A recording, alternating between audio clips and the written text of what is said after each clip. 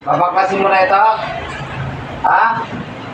Sige, pagpagin mo lahat ng mga nilagay mo dyan. Pagpag. Pwede ka pa makausap. Pwede. Mula ulo hanggang paa, tanggalin mo. Sige. Simula sa ulo, tanggalin mo. Pagpag. Nakaplay na. Pwede pa kitang makausap. Ikaw na naninig-sara dyan. Pwede? Mabalin? Sige, tanggalin mo. Almost, kontrabang mo, sligat po, mas isubscribe. Ano? Pagagalingin mo na ito. Pagagalingin mo na? Sagot! Ayos sumako. Malamang kamag-anak itong kabilangan ka bahay. Sige, baklasin mo. Hindi ka pa makausap, bakit mo dinagulap to? Anong dahilan? Galit, weekend. Ha? May galit ka ba dito? Nainggit ka lang. Hindi mo mas mapapatay. Kakausapin muna kita. Ngayon, kung nagmatigas ka pa, mapipilitan akong patayin ka mga kulong pa. Gagamitan kita ng istahas. Talaga, kung ayaw mo talaga. Ha? Ano? Ano?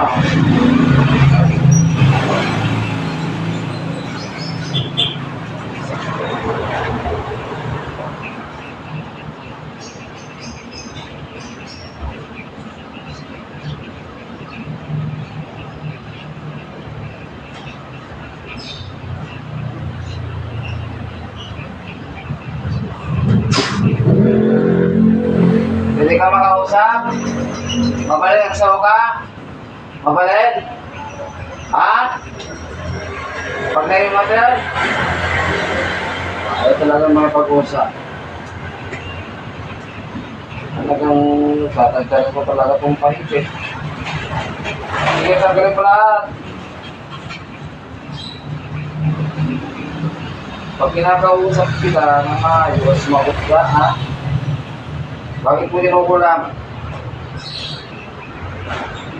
Aram akda maksud adunay adam kaitan alam studio Diyos ang kami kita pagkakang kami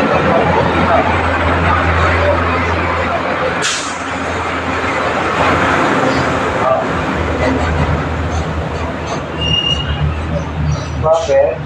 Hindi ko lang naman pang-bombato ko. Pwede ka makausap? Pwede? Mabalin? Ha? Ayaw mo? Sige, paklasin mo lahat niya. Wala, nag-exam. Mga kabay, kamag-anak ba ang kumukulam? Kamag-anak? Babae? Lalaki? Pwede ba makipag-usap ka? Pwede? Ayaw. Tanggal. Sige, tanggalin mo lahat. Paklasin mo. Ito pa.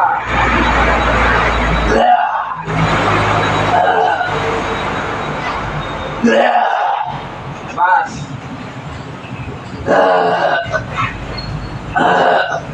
Titigilan mo na to, ha? Ha? Titigilan mo na. Sagot. Ha? Ayaw, sumagot ka, baka. Wala akong magagawa, kundi patayin ka makukulong ka. Okay.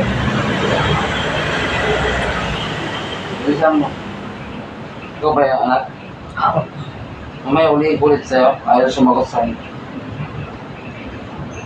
Sa araw na Diyos Ama, Diyos Anak, Diyos Espiritu Santo, natawagan ko mamatay ang makukulang na ito.